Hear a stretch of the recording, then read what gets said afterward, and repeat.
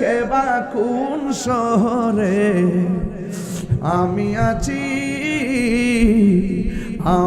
আছি কাছেতে যেন বন্ধু ভুলে যেও না কখনো। বাবা হাদিস শরীফে দেখছি বাবার বন্ধুর সঙ্গে সন্তান ভালো ব্যবহার করতে হয়।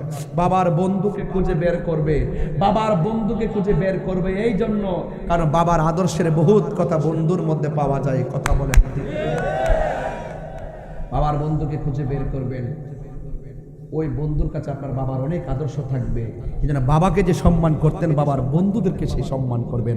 মাঝে মাঝে দাওয়াত করে বাড়িতে আনবেন, আইনা কথা বলবেন, সম্মান দিবেন। এটা হাদিসের ভাষা। কথা বলেন ঠিক কি না বলেন? এই জন্য আমার যুবক ভাইয়েরা কি ভাষায় কথা বলবো রে? বলা হচ্ছে ওয়াতাওয়াল্লা আনহু আসহাবুহু, ওই আপনজনরা লাশটারে কবরে রাইখা সুন্দর করে চলে আসবে। ইন্নাহু লা ইয়াসমাউ করাআনি আলিহিম, এবং কবরের ভিতরে বন্ধুরে যে আপনি রাখবেন, আপনি যে আসতেছেন আপনার পায়ের আওয়াজ কবর পাশে শুনতে পারবে। আতাহুম মালাকানে, এরপরে দুইজন ফেরেশতা কবরের মধ্যে আসবে। পায়া কৌদানহি, ওই কবরের ভিতরে আইসা কবর বাসিরে উঠায়া বসাবে। ও বন্ধুরি, ওই সময়টা কেমন হবে রে যখন ফেরেশতা তোমারে কবরে উঠায়া বসাবে? একটা সেলাই সারা কাপড়ের কাপড় পইরা কবরে থাকবেন। ডানে মাটি থাকবে, বামে মাটি থাকবে, সামনে মাটি, পিছনে মাটি থাকবে, লাইট নাই, বাতি নাই। বলা হচ্ছে পায়া কৌদানহি, ও বন্ধু কবরবাসীদের যখন উঠায়া বসাবে, উঠায়া বসার পরে কি বলবে জানেননি? পায়া কুলানে লাহু, ওই দুইজন ব্যক্তি কবরবাসীকে বলবে মা কুনতা তাকুলু ফি হাজার রাজুল মুহাম্মদ। ওই কবরের ভিতরে মাইয়াতকে দুইজন ফেরেশতা বলবে নবী সম্পর্কে তুমি দুনিয়াতে কি বলতে? ফা আম্মাল মুমিন, যদি কবরবাসীটা মুমিন হয়, ফায়াকুলু, সে বলবে আশহাদু আন্নাহু আব্দুল্লাহি ওয়া রাসূলুহু। ওই লোকটা বলবে আমি সাক্ষ্য দিচ্ছি তিনি হলো আল্লাহর বন্ধু এবং আল্লাহর রাসূল। এরপরে কি হবে জানেন? এরপর কল ফায়াকুলু উনজুর ইলা মা ফায়াকুল ফাউনজুর ইলা মাকাদিকা মিনান নার। ও কবরবাসী, তুমি জবাব দিয়েছো, তোমার সামনে থেকে একটু সামনে তাকাও। সামনে তাকায় দেখবে জাহান্নামের আগুন ধাউ ধাউ করে জ্বলতেছে। এবার কবরবাসী বলবে ও ফেরেশতারা, আমি তো জবাব দিয়েছি, আমি তো নবীকে চিনেছি, তাইলে আমার সামনে কেন জাহান্নামের আগুন তুলে ধরলেন? এবার কয় তোমাকে দেখাচ্ছি, উত্তর না দিলে কি অবস্থা হইতো, এই জন্য আগুনটা আগে দেখাইলাম। আবদালাকাল্লাহু বিহি মাকআদাম মিনাল জান্নাহ। তুমি কবরে সুন্দর জবাব দেওয়ার কারণে আমার আল্লাহ ওই জাহান্নামের আগুন বদল কইরা আমার আল্লাহ তোমার জন্য জান্নাতের বাগান বানায়া দিছে। চিৎকার মেরে কি আল্লাহু আকবার বলা যাবে না? ও বন্ধুরি, এরপরে আমার নবী বলেন আর কবরবাসী যদি ফা আম্মাল কাফের ওয়াল মুনাফিক, ওই কবরবাসী যদি মুনাফিক হয়, আমার সমাজের ভিতরে মুনাফিক আছে না নাই? আওয়াজ আসতে হইল কেন বাবা? আর বড় কেন আছে না নাই? মুনাফিকরা কথা বললে কি বলে? মিথ্যা বলে। মুনাফিকরা কথা বললে কি বলে? এবং ওয়াদা করলে ভঙ্গ করে, ওয়াদা করলে এবং আমানত রাখলে। এমন প্রকৃতির মানুষ সমাজে আছে না নাই? কথা বললেই মিথ্যা বলে, কথা বললেই মিথ্যা বলে। আপনার সামনে এসে আপনার কথা, আরেকজনের কাছে গেলে আরেকজনের কথা। এই সমস্ত মুনাফিকদের কারণে সমাজে অরাজকতা সৃষ্টি হয়। কথা বলেন ঠিক না বেঠি? এই মুনাফিকরা কি জান্নাতের ভিতরে থাকবে নাকি জাহান্নামের নিচে থাকবে? তো আমরা কি জান্নাত চাই না জাহান্নাম চাই? আল্লাহর হাবিব সাল্লাল্লাহু আলাইহি সাল্লাম বলেন, একদিন আমার নবী দুইটা কবরের পাশ দিয়ে হেঁটে যায়। রাসূল দেখছেন কবরে আযাব হচ্ছে। আল্লাহর হাবিব কবরে গাছ লাগিয়ে দিলেন। সংক্ষেপ বলছি, রাসূল বলেন বেশি কোনো কারণে কবরে আযাব হচ্ছে না, দুইটা কারণে কবরে আযাব হচ্ছে। এক নম্বরে এই কবরের মানুষটা চুগলখুরি করত। এই চুগলখুর তো মনে হয় আপনাদের এলাকায় নাই, আছে কিনা বলেন? এই চুগলখুরদের কারণে অনেক সংসারে বিয়া ভেঙে যায়। বিয়ে করে না, বিয়া ভেঙ্গে যায়। এই চুগুলখোরদেরকে চেনা বড় কঠিন। নির্বাচন করতেন না, দেখবেন মুনাফিক আর চুগুলখোর কত প্রকার ও কি কি। দিনের বেলা আপনার থেকে খাইব, রাত্রেবেলা আরেকজন থেকে খাইব, বুটের দিন ঘুমাই থাকবো, এর দুটোটা খাওয়ান জায়েজ করবো। এমন কেমন মুনাফিক আছে না নাই বলেন? এই মুনাফিকদের কাছ থেকে আমাদেরকে দূরে থাকতে হবে। কথা বলেন ঠিক কি না বলেন? এই জন্য আমার ভাইয়েরা, রসুল বলেন এই কবর মানুষটা চুগুলখুরি করত, আর ওই কবরের মানুষটা প্রস্রাব করে পবিত্রতা অর্জন করত না। আমি আমার যুবকদেরকে বলবো, প্রস্রাব করে ডিলাকুলুপ নেবেন, পবিত্র থাকবেন, আর আল্লাহর কাছে বলবেন, আল্লাহ যেই দিন আমাকে মরণ দিবেন, আমাকে আপনি পবিত্র অবস্থায় মরণ দিয়েন। আল্লাহকে বলবেন, আল্লাহ যেই দিন আমাকে মরণ দিবেন, আমাকে নামাজ অবস্থায় মরণ দিবেন। এমন মরণ হলে লাভ আছে না নাই? ও বন্ধুরে, গভীর মনোযোগ মহব্বত নিয়ে বসে যান। ওয়া আম্মাল কাফির ওয়াল মুনাফিক, কবরবাসী যদি মুনাফিক হয়, ফায়াকুলান লাহু, ওই কবরের ফেরেশতারা তাকে জিজ্ঞাসা করবে, মা কুনতা তাকুলু ফি হাযার রাজুল, এই লোকটা সম্পর্কে, নবী সম্পর্কে তুমি কি বলতে? দেখেন মুনাফিকরা দুনিয়ায় যেমন মুনাফিকি করে, কবর যাইও তারা মুনাফিকের উত্তর দেয়। সে কি বলবে জানেননি? কয় লা আদ্রি, আমি জানি না। কুনতু আকুলু, আমি ওই কথাই বলতাম। মায়াকুলুন নাস, মানুষ থেকে যা শুনতাম আমি তাই বলতাম। ফায়াকুলানে, ওই কবরে দুইজন ফেরেশতা বলবে, লা দরাইতা ওয়ালা তালাইতা, তোমার কাছে আমি হেদায়েতের জন্য কোরআন পাঠাই, আল্লাহ হেদায়েতের জন্য কোরআন পাঠাইছি, এই কোরআন পড়া তুমি পড়লা না কেন? তুমি যারা বুঝে তাদের কাছে গেলা না কেন? এইভাবে তুমি বললে উত্তর হবে না। তুমি যারা কোরআন জানেন, যারা হক পথে আছে, তাদের কাছ থেকে তুমি শিখলা না কেন? এবার সে বলবে আমি জানি না। ওই মুহূর্তে আমার আল্লাহর পক্ষ থেকে একটা ফেরেশতা নামবে, ওই ফেরেশতার দুইটা চোখ হবে কানা, আর কান দিয়া সে শুনে না। হাতের মধ্যে লোহার হাতুড়ি থাকবে, আল্লাহু আকবার কর না কেন? দুইটা হাতুড়ি লইয়া কবরের ভিতরে এমন জোরে আঘাত করবে, গরু ছাগল জীবজন্তু সবাই তার কান্নার আওয়াজ শুনবে। গায়রা সাকালাইন, দুইটা জন্তু, দুইটা প্রাণী কবরে আযাব শুনবে না। একটা হলো মানুষ আর একটা হলো জিন, এই দুই জাতি কবরের কান্নার আওয়াজ শুনবে না। এখন প্রশ্ন হলো, ও তাহিরি হুজুর, ওই কবরের মধ্যে যে আযাব হইতেছে, আযাবের কান্নার আওয়াজ যদি মানুষের কানের মধ্যে লাগতো, তাইলে মানুষের অবস্থা কি হইতো? বন্ধুরা রে আমার, ওই মানুষটা কি হইতো জানেননি? ওই মানুষটার কানের পর্দা ফাইটা মানুষটা মারা যাইতো। এমন ভাবে জানাজার নামাজের মানুষ খুঁজে পাওয়া যেত না। এই জন্য মানুষ এবং জিন শুনবে না। আর একটা কারণ হলো, গরু ছাগলের হিসাব হাসরের ময়দানে হবে না। হাসরের ময়দান হবে দুইটা জাতির হিসাব, একটা হলো মানুষ আর একটা হলো জিন। কেন হবে? কয় আল্লাহ মানুষ এবং জিন জাতিকে বানাইছে একমাত্র আমার আল্লাহর গোলামি করার জন্যে। তাইলে আওয়াজ করে বলুন, আমার নামাজের দরকার আছে না নাই? এ আওয়াজে মানি না, জোরে বলো আছে না নাই? নামাজ পড়লে আল্লাহ খুশি না বেজার?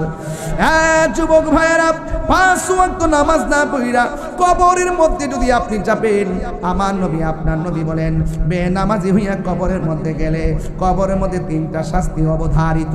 1 নম্বর শাস্তি হলো কবরটা সংকুচিত হয়ে যাবে। ডান পাশের মাটি এক প্রান্তে যাবে, বাম পাশের মাটি আরেক প্রান্তে যাবে। 2 পাশের মাটি যাইয়া, আল্লাহু আকবার বলেন না কেন? 2 পাশের মাটি যাইয়া এমন জোরে তার চাপা মারবে, তার কান্নার আওয়াজ এমন ভয়ঙ্কর হবে। আর আমার আল্লাহরে ডাক দিয়া বলবে, আল্লাহ গো, আবার তুমি আমারে দুনিয়াতে পাঠাও। আল্লাহ বলবে, না না, আল্লাহ দুনিয়াতে পাঠাও। নামাজ না পড়া কবর আসলে যদি এমন শাস্তি হয়, তাইলে জিন্দেগি তো আমরা নামাজ ছাড়তাম না। আমাদেরকে আবার দুনিয়াতে পাঠাও, আমরা নামাজ পড়বো, আমরা আপনার বিধানগুলো মানবো। আল্লাহ বলবে, না না, সুম্মা ইলাইহি তুরজাউন,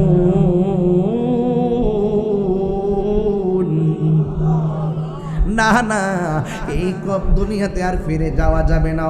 এই জন্য যুবক ভাইয়ের আমার, কয়দিন কবরে থাকবো আমরা জানি না। এখন তো কবরটা ওরা স্বাভাবিক মনে হয়। আজকে থেকে 300 বছর আগে যারা কবরের মধ্যে পড়ে আছে, তারা জানে কেমনে দিন যাইতেছি। আজকে থেকে 600 বছর আগে যারা কবরে শুয়ে আছে, হাড্ডি পর্যন্ত নাই। ওই দিন আমি হাদিস শরীফে দেখলাম, একটা একটা মানুষ মারা যাওয়ার পরে সর্বপ্রথম তার নাকের গোড়াটা পচে যায়, এই নাক দিয়ে পেটের ভিতরে পোকাগুলা বের হয়ে আগে চেহারায় আঘাত করে। 2 নম্বর কি হয়? 2 নম্বর, 1 নম্বর তার এই নাকটা পচে যায়, 2 নম্বর তার হাতের নখগুলো খুলে পড়ে যায়, 3 নম্বরে তার চোখের মধ্যে অ্যাটাক করে, 4 নম্বরে তার পেটের মধ্যে আঘাত করে, 5 নম্বরে তার হাড্ডি থেকে গোশতগুলো আলাদা হয়। 60 বছর পর্যন্ত হাড্ডিগুলা মাটির মধ্যে পড়ে থাকে। 60 বছর পরে মাটিতে পোকাগুলা পর্যন্ত হাড্ডিগুলা খেয়ে ফেলে। এই জন্য আপনার আমার ইতিহাস, 60 বছর পরে মাটির দেহ মাটিতে শেষ, কিন্তু যদিও শেষ হয়ে যায়, কিন্তু আমার আল্লাহ একদিন আপনাকে কবর থেকে উঠাবে, একদিন আপনাকে কবর থেকে উঠাইয়া এমন একটা ময়দানে নিয়ে যাবে, যেই ময়দানের নাম হলো হাসরের ময়দান। যেহেতু আমাকে বিষয় দিয়েছেন, আমাকে বিষয় থাকতে হয়, এই জন্য আমার নবী বলেন ইউহশারুন নাসু ইয়াউমাল কিয়ামাতি আলা আরদিন, এমন একটা সময় আসবে মানুষগুলাকে কবর থেকে উঠাইয়া একটা ময়দানে নেওয়া হবে, যেই ময়দানের নাম হলো হাসরের ময়দান। একত্রিত করা হবে, হাসর মানে হলো একত্রিত করা। ইউহশারুন নাসু ইয়াউমাল কিয়ামাতি আলা আরদিন, কিয়ামতের দিন মানুষকে একত্রিত করা হবে। বাইদা আফরা, ওই মাঠটা কেমন হবে জানেননি? সারা জীবন আমি ওয়াজ করেছি, মাঠটা হবে তামার মাঠ, তামার মাঠ হবে। হাদিসের ভাষায় পাইলাম বাইদা আফরা, এর মাঠটা হবে পুরা মাটির মাঠ, একদম পুরা মাটি। কাকুরসাতিন নাকি, এই মাঠটা এমন একটা মাঠ হবে যেই মাঠের মধ্যে কোনো গাছ থাকবে না, যেই গাছের গাছের উদ্ভিদ থাকবে না, উদ্ভিদবিহীন একটা মাঠ হবে। তাই কি হবে? লাইসা ফিহা আলামুল লিহাদিন, এমন একটা মাঠ হবে যেই মাঠটা সবাই মেনে নিতে বাধ্য। সেই দিন আল্লাহর রহমতি কুদরতি ছায়া বিনে কোনো ছায়া থাকবে না। আয়েশা সিদ্দিকা বলতেছেন, আমি আমার নবীর জবান মোবারক থেকে বলতে শুনেছি, ইউহশারুন নাসু ইয়াউমাল কিয়ামাতি, কিয়ামতের ময়দানে সব মানুষকে একত্রিত করা হবে। হুফাতান উরাতান, তার পায়ে জুতা থাকবে না, তার খতনাবিহীন অবস্থায় থাকবে। শুধুমাত্র তাই নয়, পায়ের মধ্যে জুতা থাকবে না গো ও বন্ধু, শুধুমাত্র তাই নয়, গায়ের মধ্যে কোনো কাপড় থাকবে না। এর মানে হলো উলঙ্গ অবস্থায় মানুষ হাসরের ময়দানে দৌড়াইয়া দৌড়াইয়া যাবে। এরপরে আমার নবীর প্রিয়তমা স্ত্রী হযরতে আয়েশা সিদ্দিকা রাদিয়াল্লাহু তাআলা আনহা, আমার নবী আপনার নবীকে ডাক দিয়া বলে, ইয়া রাসূলুল্লাহ আন-নিসাউ কুল্লু ওয়া রিজালু জামিয়া, ইয়া রাসূলুল্লাহ নবী গো, ও মায়ার নবী, পুরুষ এবং নারী একটা ময়দানে যাবে, পুরুষের গায়ের মধ্যে কোনো কাপড় থাকবে না, মহিলাদের গায়ের মধ্যে কাপড় থাকবে না, পুরুষের পায়ের মধ্যে জুতা থাকবে না, পুরুষের নারীদের গায়ের মধ্যে পায়ের মধ্যে জুতা থাকবে না। ইয়া রাসূলুল্লাহ ইয়ানজুরু বা'দুহুম ইলা বা'দিন, আল্লাহু আকবার, ইয়ানজুরু বা'দুহুম ইলা বা'দিন, ও নবী এমন একটা মাঠ হবে পুরুষের গায়ে কাপড় থাকবে না, মহিলাদের গায়েও কাপড় থাকবে না, একজন তো আরেকজনকে দেখতে পালাইবে। আমার নবী আপনার নবী বলেন, ইয়া আয়েশা, ও আয়েশা, আল আমরু আশাদ্দু মিন আইয়ানজুরা বা'দুহুম ইলা বা'দিন, আয়েশা রে এই মাঠটা এমন একটা মাঠ হবে, ইয়া আয়েশা আল আমরু আশাদ্দু, এত কঠিন হবে সেই নির্দেশনা, মিন আইয়ানজুরা বা'দুহুম ইলা বা'দিন, একটা নজরের জন্য আদলান কাইজান আইয়ানজুরা, কখনোই না, নাওয়াসাবালিল মুজাহিদ, কখনোই না, নুফিতাকে বলান্দার ফিল মুস্তাকবিল মারুফ, ভবিষ্যতে কোনো কাজ না হওয়ার দৃঢ়তা বোঝায়। এই আয়েশা আইয়ানজুরা, কখনোই না, কখনোই না, একজন আরেকজনের দিকে তাকাবে, এক সেকেন্ডের সুযোগ পাবে না। হাত তুলে বলেন আল্লাহু আকবার। বুঝেননি আমার ওয়াজ? আমার ওয়াজ কি কিছু বোঝা যায়? ভাষা না বুঝলে বলবেন আমি বুঝি না, এরপর সরল ভাষাই বলছি, পরিষ্কার ভাষাই বলছি। ওই মাঠে আপনি যাবেন, মায়ের পাশ দিয়ে সন্তান যাবে, এত দুস্থ না, কঠিন মুসিবত, 60-50,000 বছর ওই মাঠটায় দাঁড়ায় থাকবে, নিচে থাকবে পুরা মাটি, পায়ে স্যান্ডেল, কথা কন, ওয়াজ বোঝে না আমার যুবকরা, চোখ কি ব্যাপার, হারিয়ে গেছো? পায়ে জুতা, বলেন না, পায়ে জুতা, গায়ে কাপড়, নিচে পুরা, বল না, নিচে পুরা, পুরা মাটি, নিচে পুরা গাছগাছালি, লাইসা ফিহা আলামুল লিআহাদিন, সবার জন্য সমান নাকি এমপির জন্য আলাদা? সিধা বক্তা সাহেবের জন্য, তাহিরির জন্য? হ্যাঁ, মানুষ হইতে পারলে মানুষের জন্য আযাব, আবার মানুষের জন্য রহমত। কবরে সবার কবরে আগুন জ্বলবে না, কিছু কিছু কবরে আমার রব ডাইরেক্ট জান্নাত থেকে গালিচা বিছাইয়া দিবে। কি বিছাই দিবে? আবার হাসরের মাঠে আল্লাহ পাকের হাবিব বলতেছেন, হাসরের মাঠে আল্লাহ পাক 7 প্রকারের মানুষকে আরশের নিচে ছায়া দিবে। সুযোগ দিছিনি? কে দিছে? কেড়ে দিছে? কেন দিছে? মায়া করে বান্দা বানাইছে। আল্লাহ কইছে রাস্তা দুইটা দিছি, একটা কল্যাণ আর একটাও কল্যাণ। কল্যাণের পথে চল, লা ইকাল্লিফুল্লাহু নাফসান ইল্লা উসাহা মা কাসাবাত। এই খবরদার, আল্লাহকে কাহারও সামর্থ্যের বাইরে আমি কিছু চাপাই দিই না। বুঝার জন্য বিবেক দিছি, বিবেক খাটা, আমি আল্লাহকে পেয়ে যাবে। আমি আল্লাহ দূরে নয়, ওয়া নাহনু আকরাবু ইলাইহি মিন হাবলিল ওয়ারিদ। বুঝো না? এই খাবার খাইলে গায়ে শক্তি হয়। আমি যে জিকির করি, এই জিকির নিয়ে বহুত তামাশা আছে না? হ্যাঁ, এই জিকির কাটটা কাটটা ছাড়ছে না, কিন্তু ওরা আমার জিকির কাটটা ছাড়ে। আর ওরা যখন কান্দের উপর উঠটা নাইচা নাইচা বাঁশের উপরে ধরে নাচে, তখন কই যা? তবে এই দুনিয়াতে আমি বড় দুর্বল, কিন্তু হাসরের মাঠে আল্লাহ কিন্তু জবাব দিবে। তুমি যে অযথা মানুষগুলোকে আমরা করি আল্লাহর জিকির প্রেমের সাথে, আর তোমরা করো ফতোয়াবাজি।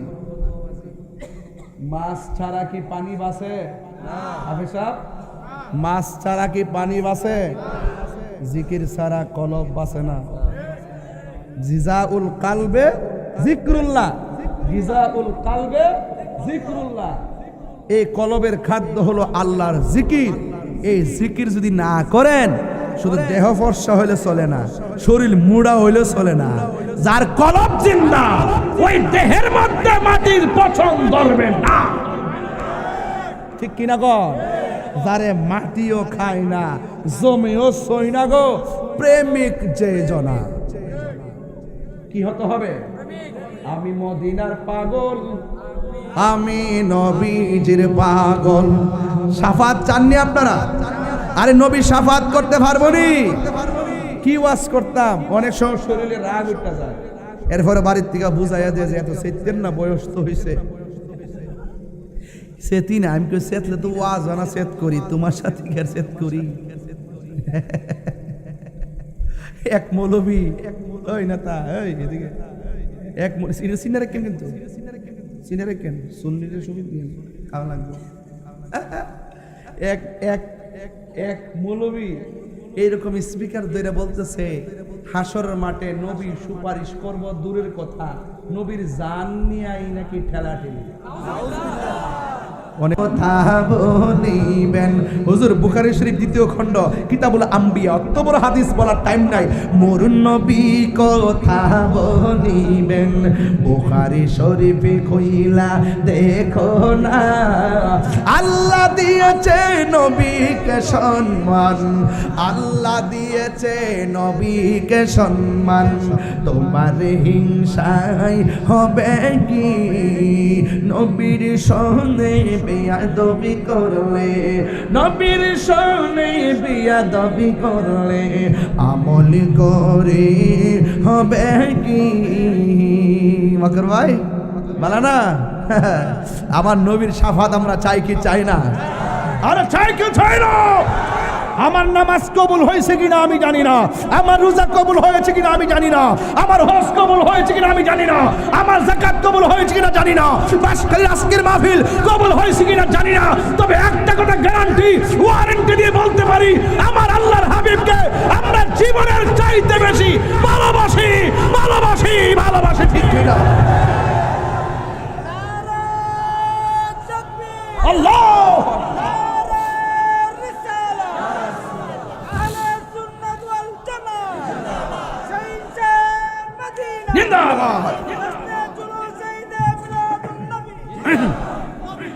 আল্লাহু আকবার, জোরে বলুন।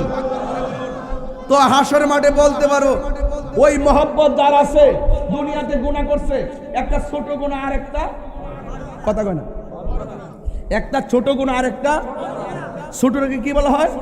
সগীরা। আর বড়টারে তো রাসূল কি দেখেন, রাসূল কি কয়? কয় শাফাআতি লি আহলিল কাবাইর মিন উম্মতি। যারা নবীর শাফাত মানে না, হেরার থুতা আমার জুতা। আমরা ডরাইতেছেন আজকে, একটু ডরাইতেছেন যে আপনার তুফান টুফান আয় কিনা। চিন্তা করেন না, চিন্তা করে নাই। তো নবীজি কয় শাফাআতি লি আহলিল কাবাইর মিন উম্মতি, আমার উম্মতের মধ্যে যারা কবিরা গুনাহ করে ফেলাইছে কিন্তু ভিতরে কি আছে? কি আছে? ঈমান আছে। আমি রাসূল তাদের জন্য সুপারিশ করব। তাইলে বোঝা গেল গাট্টি গাট্টি আমল করার পরও যদি ঈমান না থাকে নবী সুপারিশ করবে না। কিন্তু আমলের নুকসান হয়ে গেল, হৃদয় ভরা যদি নবীর মহব্বত থাকে নবী আমাদের জন্য উকিল হয়ে যাবে। জোরে কোন মারহাবা কোন গেলে গা। নবী সুপারিশ করার ক্ষমতা আছে না নাই? এই বাবা, জুম্মা যে পড়ছেন কবুল হয়েছে কিনা জানেন?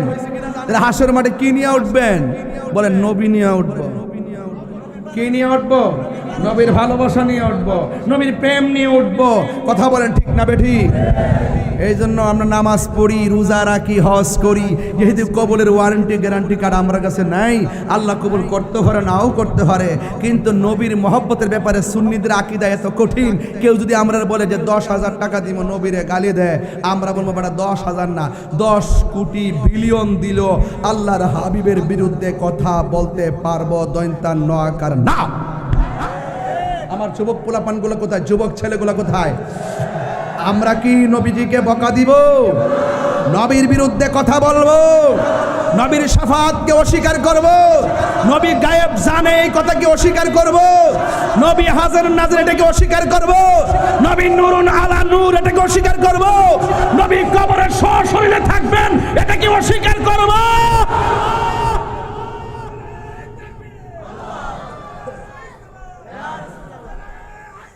ইয়া আলী, আল্লাহু আকবার বলেন। তাইলে হাসরের মাঠে ওই মুনাফিক যারা দ্বিমুখী নীতি অবলম্বন করে তাদের অবস্থা বলছি, শোনা রাখেন।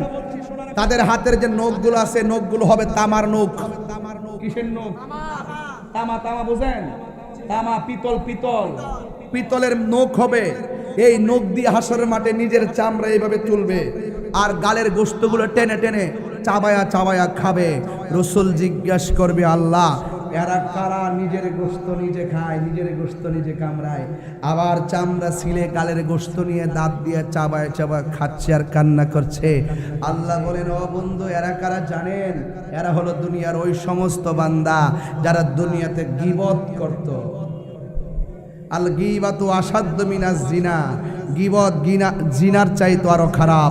এই গীবতের মাধ্যমে সমাজে ঝগড়া সৃষ্টি হয়, এই মুনাফিকের মাধ্যমে সমাজে মারামারি ফ্যাসাদ সৃষ্টি হয়। তাই তো বলা হয়েছে আল ফিতনাতু আসাদ্দু মিনাল কাতলে, ফিতনা হত্যার চাইতে আরো জঘন্য। আপনার আওয়াজ করে বলুন, আমরা কি গীবত করব? আরো বড় করে গীবত করব? আসুন হাসরের মাঠে সর্বপ্রথম নামাজের হিসাব করা হবে। এই নামাজ আমরা চাই কি চাই না? যুবক পায়ে হাত দিয়ে বলা যায় নামাজ বেশি বেশি পড়বেন। আপনারা সব মসজিদ গিয়ে ভরে থাকবেন। আমরা মসজিদমুখী হতে হবে, কারণ এই মসজিদের ভিতরে অনেক ধরনের অপব্যাখ্যা হয়। প্রেমিক থাকলে তার জবাব দেওয়া যায়। কথা বলেন ঠিক কিনা? এই জন্য আমার ভাইরা, আরেক শ্রেণীর মানুষ আছে যাদের মহিলাদের পা গুলো গাছে বেঁধে রাখা হবে, মাথার চুলগুলো নিচে ঝুলায় রাখা হবে। জিজ্ঞাসা করা হবে তারা কারা? ইয়া রাসূলুল্লাহ, তারা হলো ওই সমস্ত মহিলা যারা দুনিয়াতে বেপরদায় চলেছে, যারা দুনিয়াতে স্বামীর অনুমতি ছাড়া ডান বাম চলেছে। আমার নারী সমাজ, এই আমার বাঁশখালীর মা পায়ে হাত দিয়ে বলে দিয়ে যায়, নামাজ যেমন ফরজ পর্দাও তেমন ফরজ, পর্দা করতেই হবে, স্বামীর মনে কষ্ট দেওয়া যাবে না। বলা হয়েছে আল্লাহ ছাড়া কাউকে যদি সেজদা করার অনুমতি দেওয়া হতো তাইলে স্ত্রীকে অনুমতি দেওয়া হতো স্বামীকে সেজদা করার জন্য। স্বামী যদি বলে আমার স্ত্রী অনেক ভালো ছিল, মারা যাওয়ার পরে সেই স্ত্রীকে আল্লাহ পাক জান্নাত দিয়ে দেয়। স্বামী মারা যাওয়ার পরে স্ত্রী যদি বলে আল্লাহ আমার স্বামীটা অভূতপূর্ব তার প্রেম ভালোবাসা ছিল, আর স্বামীটাকে আল্লাহ জান্নাত দিয়ে দেয়। এই জন্য পুরাপুরি ঝগড়ার নাম সংসার নয়, ভালোবাসা দিয়ে সংসার কাটাতে হয়। এই জন্য স্বামীর অবাধ্য করা যাবে না, বেপরদায় চলা যাবে না, আল্লাহর হুকুমের অমান্য করা যাবে না। কথা বলেন ঠিক কিনা বলেন? এই জন্য হাসরের মাঠে শাস্তি থেকে বাঁচতে হলে আপনাকে পর্দা করে চলতে হবে। আর পৃথিবীর মধ্যে একটা মাত্র নারী ছিল, যেই নারীটাকে আমার আল্লাহ নিজে সালাম দিয়েছেন, সেই নারীর নাম হলো হযরতে আম্মি জান খাদিজাতুল কুবরা। মনে বড় দুঃখ লাগে, এই মনে রাখেন কথাটা কইয়া দেওয়া যায়, খেয়াল রাখেন কিন্তু উল্টা পাল্টা চলেন না। এবার আল্লাহর হাবিব এক বক্তা দেখলাম মাহফিলটা বলতেছে আম্মা জান খাদিজা জীবনে নামাজ পড়ে নাই। হ্যাঁ, জীবনে নামাজ পড়ে নাই, জীবনে নাকি রোজা রাখে নাই, জীবনে পর্দা করে নাই। তিনি নাকি পর্দা করে নাই, নামাজ পড়ে নাই মানে বেনামাজি, আর রোজা রাখে নাই মানে হলো বেরোজগার, পর্দা করে নাই মানে হলো বেপর্দা। এবার যখন আমরা ধরলাম তখন উল্টাইয়ে কয় ওই সময় তো নামাজ ফরজ হইছে না, এর লাগে নামাজ পড়ছে না, রোজা ফরজ হইছে না, এর লাগে রোজা রাখছে না, পর্দার বিধান ফরজ হয় নাই। আমরা তো এই কথা না কইছি। আরে বেটা তুমি যে বলছো নামাজ পড়েই নাই, আমরা তোমাকে মুস্তাদ আহমদ থেকে দলিল দিতে সক্ষম।